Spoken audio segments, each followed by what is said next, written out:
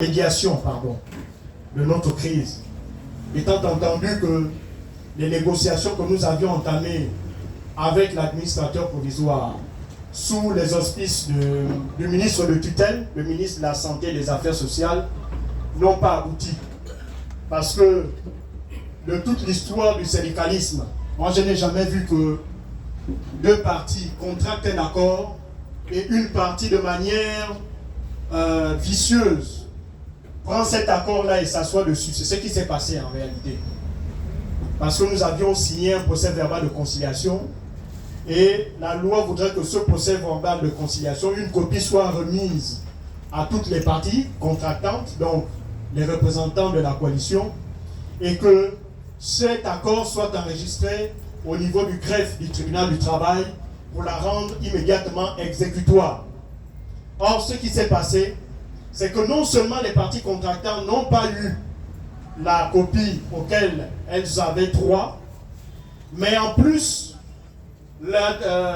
l'administration provisoire, en complicité avec le ministère de tutelle, n'ont pas enregistré ce procès verbal auprès du tribunal du travail, ce qui l'a rendu inexécutable.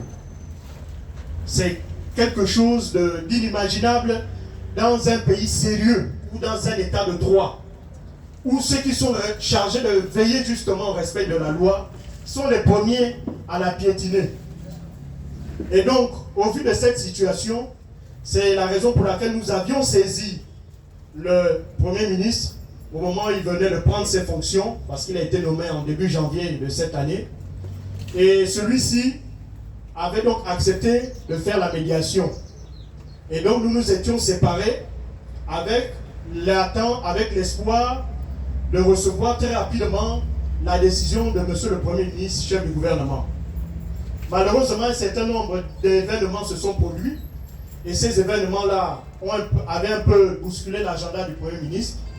On avait l'organisation du One Forest Summit qui avait vu la présence ici à Libreville de plusieurs personnalités politiques mondiales de premier rang, dont le président français Emmanuel Macron. Il y a eu malheureusement le drame de l'Esther Miracle qui a énormément choqué la communauté nationale et dont même on a des collègues ici qui ont été personnellement victimes parce qu'ils ont perdu des proches. Et donc la décence aurait voulu que dans un tel moment de deuil, on ne pouvait pas mettre en avant nos propres intérêts et donc nous nous sommes pliés pour soutenir moralement la communauté nationale qui était touchée par ce triste événement-là. Et ensuite, il avait également la concertation politique voulue par le président de la République, chef de l'État, et co-présidée par le Premier ministre, chef du gouvernement, et les représentants de l'opposition. Cette concertation politique qui a abouti à des accords pour lesquels, évidemment, sur lesquels je ne vais pas revenir puisqu'elles ne font pas l'objet de notre Assemblée générale ici. Et donc ces trois événements-là ont fait que, conformément les dispositions du Code du travail qui voudraient que le médiateur puisse rendre dans les 5 jours, au plus tard, après avoir accepté sa médiation, qu'il puisse rendre au bout de 5 jours sa réponse, et bien ce délai-là a été largement expiré. Nous en sommes aujourd'hui à plus de 3 mois, bientôt 4 mois, sans que le Premier ministre, chef du gouvernement, n'ait officialisé sa réponse concernant la médiation pour laquelle nous l'avons sollicité. Et nous avons également été surpris de constater que dans le rapport officiel produit par le Premier ministre, chef du gouvernement, concernant ces 100 premiers jours à la primature, il est fait mention que la crise au sein de la CNSS était résolue, alors qu'il faut rappeler à l'ensemble de l'opinion nationale et internationale que 2 points faisaient l'objet de négociations concernant la crise que traverse notre institution. C'était la suppression de la redevance SEG et la suppression du 13e mois pour les agents de maîtrise et les cadres.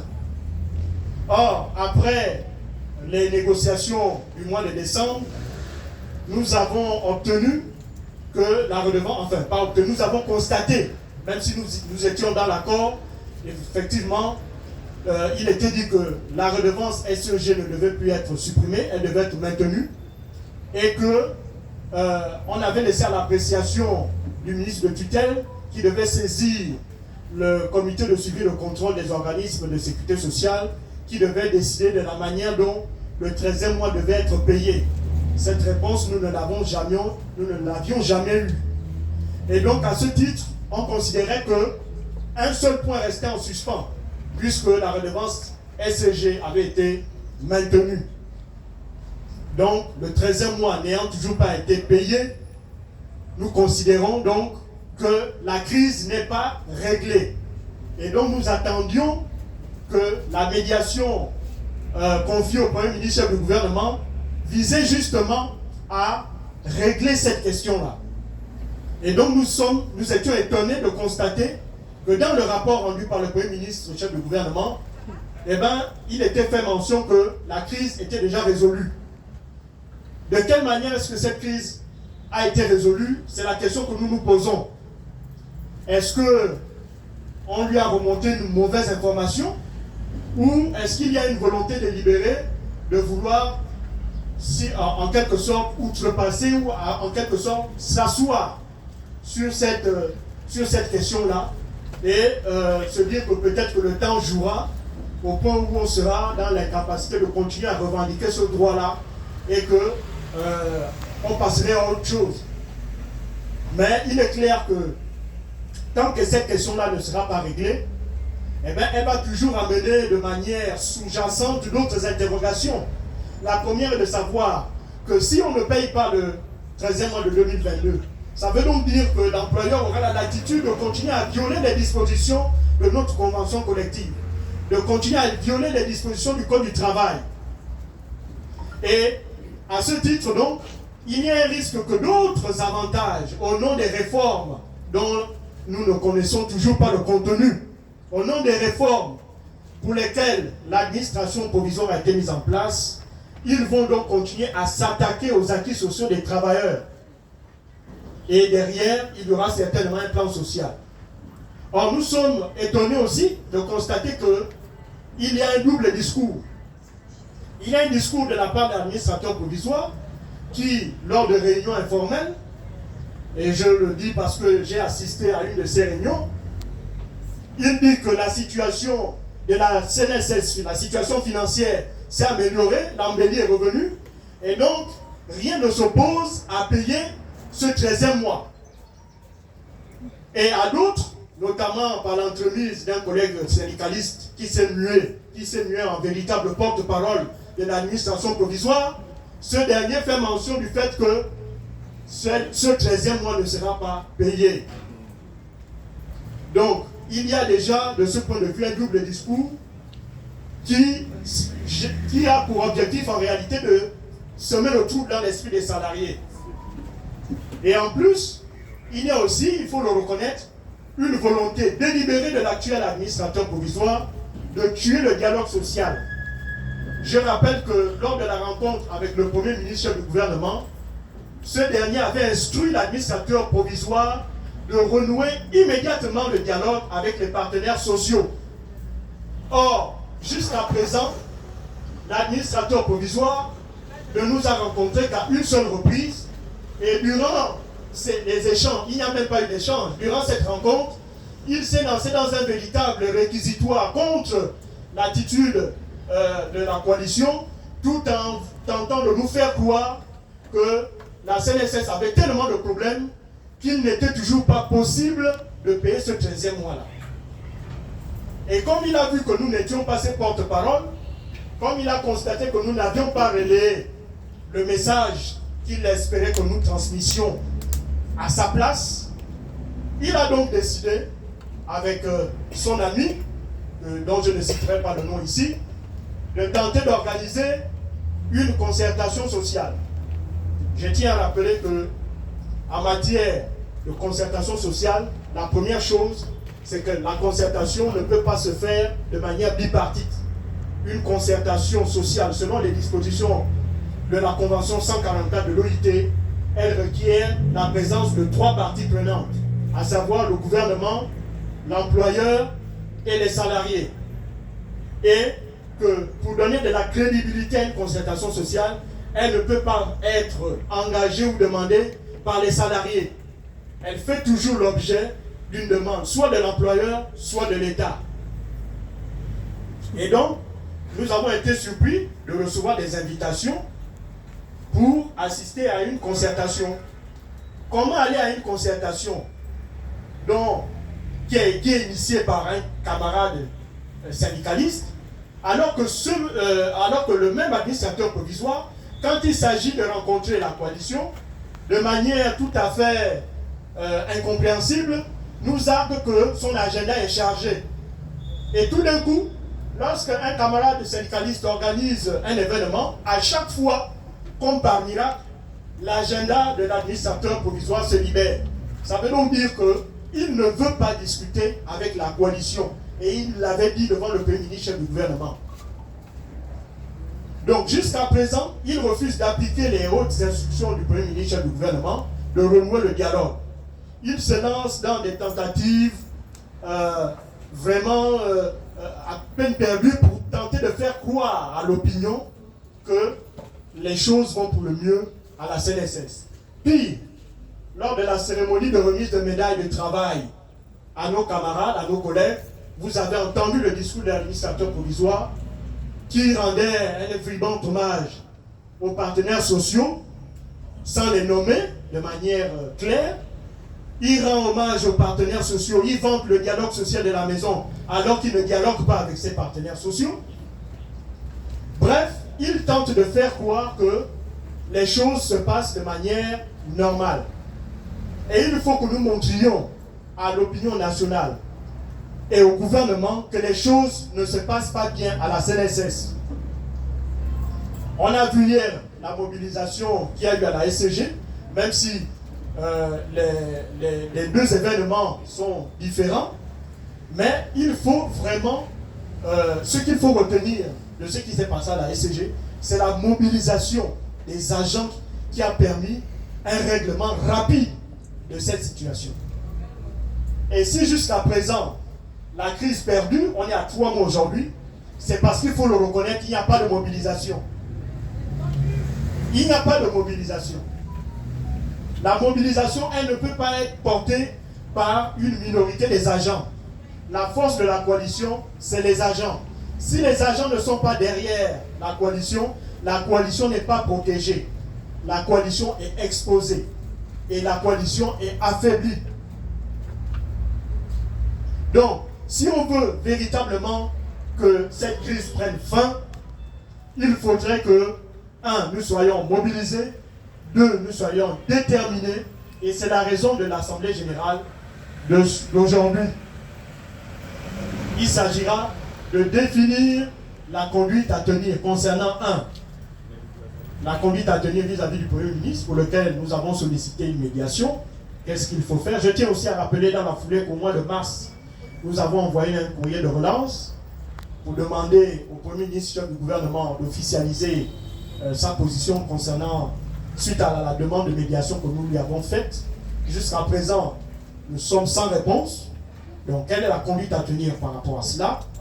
Et deuxièmement, étant donné que bientôt le mandat de l'actuel administrateur provisoire va prendre fin, il faut qu'il parte, s'il doit partir, même si lui pense le contraire, je n'en sais rien, mais lui, nous voulons que ce problème qu'il a créé, qu'il le règle maintenant. Et donc pour cela, quelle doit être notre attitude? C'est la question qui est ouverte. Et si le camarade l'auteur a quelque chose, voilà. Et donc, nous allons donner la parole, pas à tout le monde, parce que sinon on risque de sortir ici tard. On peut donner une dizaine de personnes, ceux qui le souhaitent. Maintenant, chers camarades, le micro est ouvert. Qui souhaiterait prendre la parole?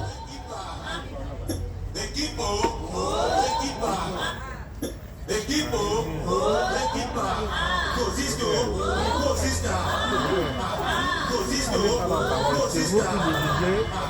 Non, beaucoup.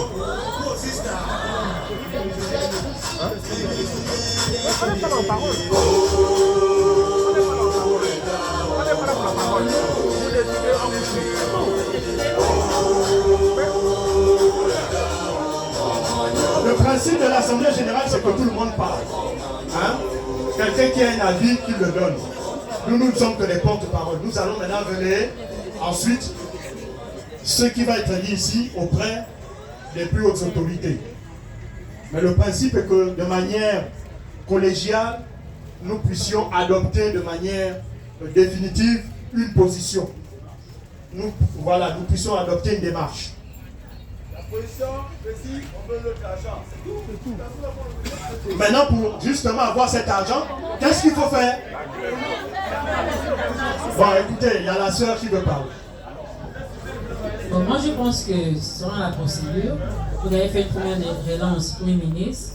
Il serait justifié de faire une seconde relance en l'informant qu'on risquerait de rentrer en grève s'il n'y a pas gain de cause. Il faut l'informer. C'est lui qui a suspendu la grève parce qu'il devait remédier. Jusqu'à présent, il n'y a pas gain de cause. Donc, on l'informe d'abord qu'on envisagerait rentrer en grève. Avant de rentrer en grève, on désordre. Voilà. Voici une première proposition. Elle demande, je relais juste, pour ceux qui n'ont peut-être pas bien compris, elle demande à ce que nous fassions un nouveau courrier de relance adressé au Premier ministre et au gouvernement. Cette proposition, pour l'informer de notre volonté de passer en grève s'il ne donne pas de position claire. Mon point de vue, c'est le suivant. Ça fait 3 mois que nous avons contacté le Premier ministre qui, lui, devait revenir vers nous. Donc aujourd'hui, nous ne sommes plus au type de dire on va écrire à tel et attendre une réponse. Donc ma position, c'est la suivante. À partir de mardi, comme lundi c'est férié, on ferme tout. Je ne sais pas comment nous payer notre argent. Il n'y a plus de courrier à faire. Ça, c'est ma position.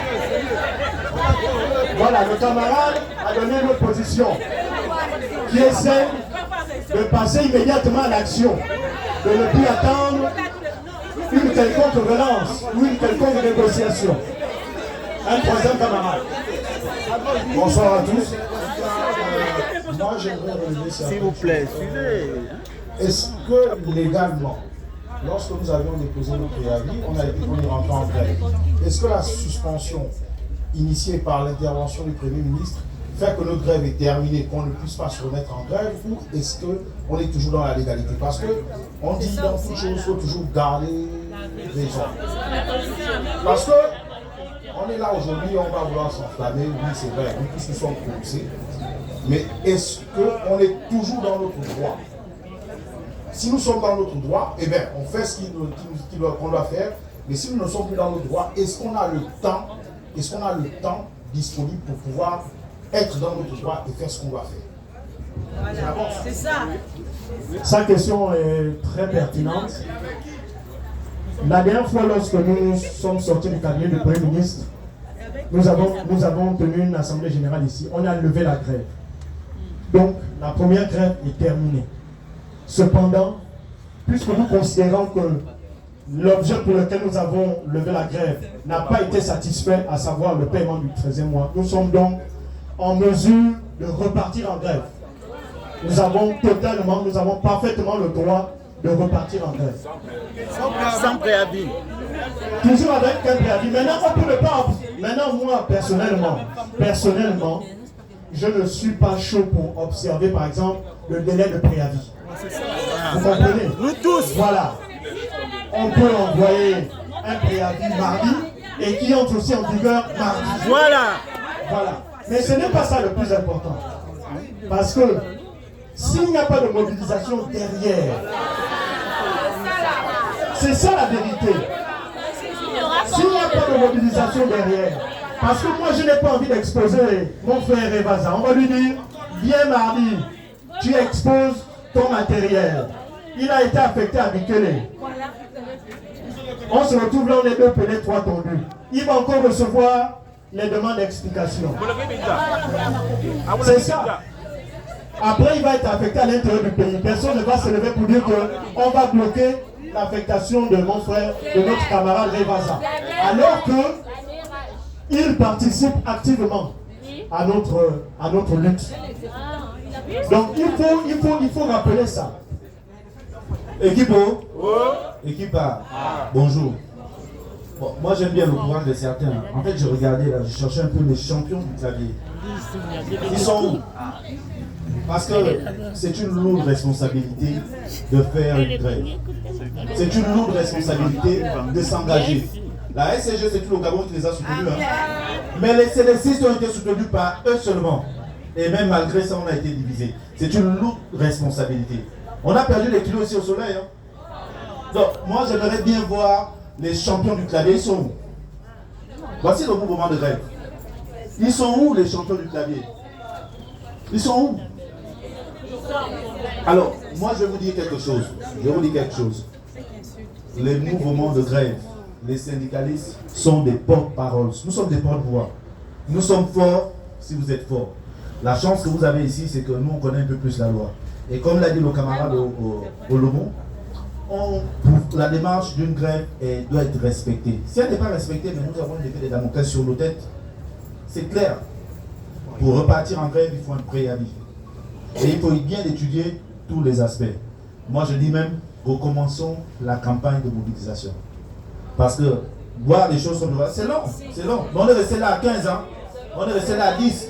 Certains se sont dit pourquoi on est parti, machin. Mais c'est parce qu'on était à 10 qu'on est parti chez le Premier ministre. 10 qui venaient là tous les jours, là, au soleil. Tous les jours 10. Et d'ailleurs, on nous l'a dit. On nous l'a dit que c'est une dizaine d'individus qui font du bruit. Donc, c'est une lourde responsabilité. On appelle l'AG, bon c'est vrai que le quorum par rapport au siège est quand même important, mais on veut une mobilisation totale. Je veux que le chef de service qui me voit à côté pour me demander le 13e mois c'est quand parce que j'ai la solution magique, qu'il soit là. Je veux que le CD qui me demande que le 13e mois c'est quand parce que j'ai toujours la solution magique, et c'est même pas la paix, c'est moi, qu'il soit là. Je veux aussi que ceux qui nous ont vus prendre 50 millions, qui ne peuvent pas aller prendre les 50 millions, qu'ils soient là. Ils sont où? Ah, c'est ça le problème. Le problème, c'est qu'une grève ne peut pas se faire dans une entreprise où il y a plus d'hommes que des femmes. Si les femmes n'étaient pas là, on allait faire comment? Et quelques braves. Là, aujourd'hui, c'est quelques braves qu'on voit là. Quelques braves. Le reste, ils portent des costumes et des cravates à attendre des postes. Hein, à draguer. Ils sont où? Parce que c'est ça le problème. Le problème, c'est que les pauvres femmes ici, on les a disséminées là. Les caissières. Toutes les caissières ont été affectées. Toutes. Moi-même, je suis même affecté au 22. Moi, je n'ai pas de problème. Moi, je fais ce que je veux. Mais ils sont où? Où sont les caissières là? Les pauvres caissières, là. On a vu ça là pour le mouvement de grève. Mais après, tout à l'heure, quand nous allons partir sur le forum, ce sont les mêmes là qui vont écrire. Ce sont même eux qui ont demandé cet âge. Ils sont où? Voilà, voici les problèmes qu'on a. Bon, de toutes les façons, moi je pense que rien n'est perdu. Hein. Nous avons toujours une démarche que nous pouvons respecter et nous pouvons engager. De toutes les façons, si le Premier ministre nous a écouté hier, et je suis sûr qu'aujourd'hui tout le monde est informé de cet AG. Et ils attendent simplement notre volonté et notre démarche de relancer la question. Et nous espérons aujourd'hui que les syndicats amis vont nous accompagner dans la démarche.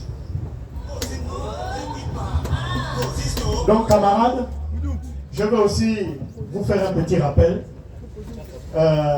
Lors des négociations avec le ministre, c'est pour corroborer ce que le camarade venait de dire là. Il nous avait dit ceci, en nous pointant du doigt, les responsables de la coalition. Il nous a dit ceci: si vous là, vous ne vous étiez pas levé, les agents allaient accepter, allaient subir le fait qu'on supprime leur 13e mois. C'est parce que c'est vous qui leur faites prendre conscience de leurs droits qu'ils se lèvent. C'est ça. Il nous a menacé en disant qu'il n'y a pas de grève à la CNSS. C'est vous qui poussez les gens à la grève. Est-ce que vous vous rendez compte? Donc, c'est pour cela qu'on ne cesse de vous rappeler ici que nous ne sommes que des porte-paroles. Si on n'a pas de mobilisation derrière, les actions que nous menons seront vaines. Et c'est nous qui allons servir de bouc émissaire pour ces gens-là, pour justifier leur forfaiture. Donc, c'est bien. On peut très bien dire, mardi, on commence. Faire le courrier, le préavis de grève, ça, c'est pas un problème. En 2 temps, trois mouvements, on le fait. Le déposer ici à 7h30, c'est bon, il n'y a pas de problème. On peut le faire. Mais la mobilisation,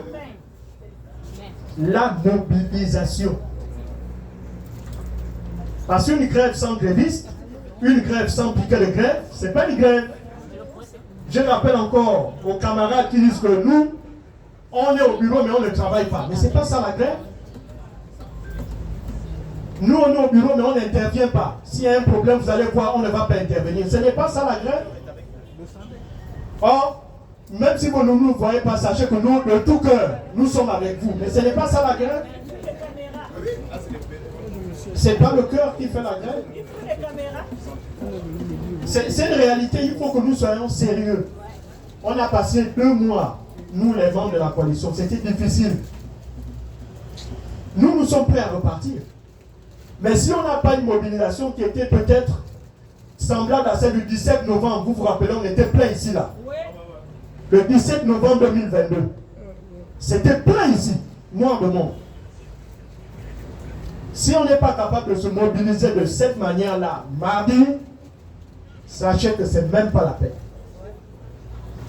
Donc, nous, comme vous voulez qu'on fasse, on dépose le préavis, voilà ce que moi je vous propose. Lundi, mardi, nous on arrive avec le courrier de préavis. Mais avant de le déposer, on se retrouve ici même à 9h ou à 10h. Comme ça, comme le 17 novembre, là, quand il y aura, si c'est noir de monde, nous, comme la dernière fois, on traverse tous ce pont-là, on va là-bas, on dépose. Oui. Oui. Mardi. Oui, oui. Je dis mardi, 9h, au plus tard, on se laisse jusqu'à 11h. On doit être ici. C'est mardi matin qui va déterminer si oui ou non on passe à l'acte, on passe à la grève. Oui. Chacun prend ses responsabilités. Chacun, on peut même aller jusqu'à 14h pour donner la latitude à ceux qui sont à Bikele, à Ovendo, à Kanda, de venir nous retrouver ici. Oui, oui. Ils peuvent venir le matin. Bon, le matin, mais principalement, il faut que le siège soit là. On peut se donner jusqu'à 11h, donc gardons jusqu'à 11h. 10h, si vous voulez, 10h. Les agents viennent en retard. 10h ou 11h. 11h. 11h. D'accord. Donc, tout le monde ici. retrouvons-nous ici au plus tard à 11h. Pas à 11h. Au plus tard à 11h. Parce que c'est à 11h que l'on est censé aller déposer le préavis. Mais entendons-nous, s'il n'y a pas de mobilisation mardi, on ne dépose rien. Ok. Sont clairs. Il ne faut pas qu'il y ait des ambiguïtés. S'il n'y a personne mardi, on ne dépose rien. Et on perd tout. Comme ça, il faut que les gens prennent leurs responsabilités une bonne fois pour toutes. Voilà. Mais oui. Après, on va dire le pays est maudit. Non, le pays n'est pas maudit. Le pays ne peut pas se maudire. C'est nous-mêmes. C'est nous-mêmes. Voilà. Donc, je crois que nous sommes donc d'accord parce qu'il est 15h. Je voulais aussi, s'il vous plaît, je voulais aussi rapidement ouvrir une petite parenthèse. M'excuser au nom du général Ngoma. Pour ceux qui ne le savent pas, il a un deuil depuis plusieurs jours. Il a perdu sa belle-mère.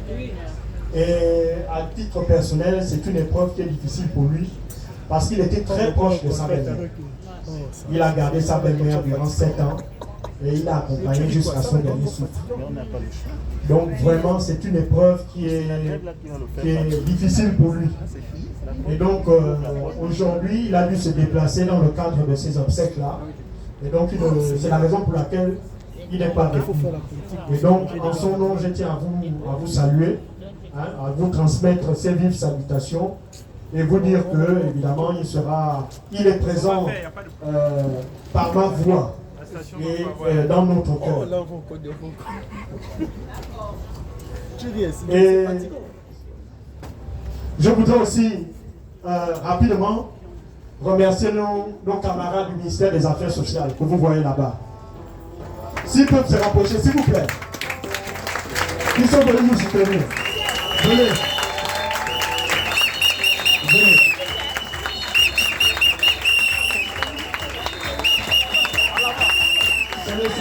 Ce sont les représentants des syndicats du ministère des Affaires sociales. sont venus nous soutenir parce que la lutte que nous menons est la leur. Et la lutte qu'ils mènent est la nôtre. Nous avons le même ennemi. Nous avons pas un ennemi.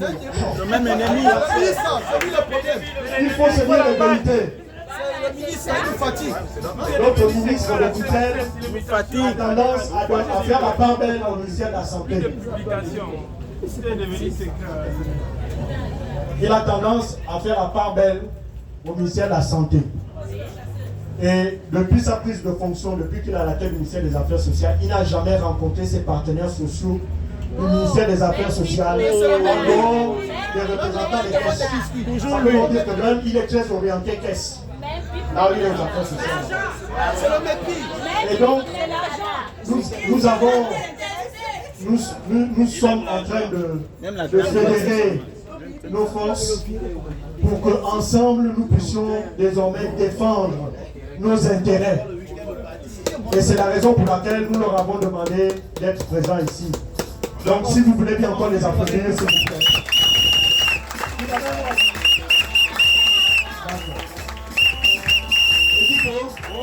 Équipe, il n'est jamais tard pour bien faire. Il n'est jamais tard pour bien faire. La CDCS a 4 syndicats. La CDCS a 4 syndicats. Laissons de côté nos querelles entre leaders. C'est ça. C'est ça. C'est ça. Parlons une même voix. Voilà. Parlons une même voix. Alors, j'invite tous les CDC6. Je ne vais pas parler des gars de la coalition ou des gars de Cypros. Hein. J'invite tous les CDC6 à être debout comme un seul homme. Et même là, moi j'ai pas de problème. Hein. Comme l'a dit le Moyer, Richard c'est notre frère. S'il veut se joindre à nous, la porte est ouverte. Donc camarades, équipe.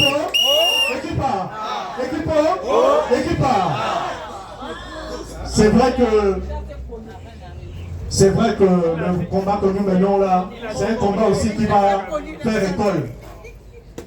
C'est un combat qui va faire école. Que ce soit dans la victoire ou dans la défaite. Mais la victoire ou la défaite dépend de nous. Et c'est la raison pour laquelle je vous réitère la mobilisation mardi, ici, mardi matin, pour que tous les agents qui soient résidents ou de passage à Libreville, à Kanda, au Vendo, même ceux qui sont en congé, qui sont à Libreville, qu'ils viennent pour qu'ensemble, d'une même voix, nous puissions aller dire à l'administrateur provisoire qu'il n'a pas gagné, que nous n'avons pas baissé les bras, que nous n'avons pas renoncé à nos acquis. On n'oublie pas. Et donc ce message-là ne peut être porté que par la mobilisation. S'il y a des gens, si nous sommes ici là mardi, nombreux, alors ce message sera fort. Et croyez-moi, il va trembler dans les heures ou dans les jours qui suivent, parce que maintenant tout va très vite. On aura certainement une réponse. Mais tout dépendra de votre mobilisation mardi prochain. Camarades, nous allons, une fois de plus, comme le veut la tradition, nous quitter en chantant notre hymne et en chantant également l'hymne national. Donc, avec le ministre. Avec qui? Le ministre. vous voulez qu'on traverse là-bas? Oui. Non, on traverse. On traverse. Mardi. L'heure a sonné, nous devons nous lever haut, comme un soldat, pour préserver nos acquis. L'heure a sonné, nous devons nous lever haut, comme un soldat, pour préserver nos acquis. Équipe. Très bien, nous allons maintenant passer à l'hymne national. Solidarité d'abord. Solidarité, à jamais solidarité. Solidarité à jamais, solidarité. Solidarité à jamais, solidarité. Car l'union fait la force. Solidarité à jamais, solidarité. Solidarité à jamais, solidarité. Solidarité à jamais, solidarité.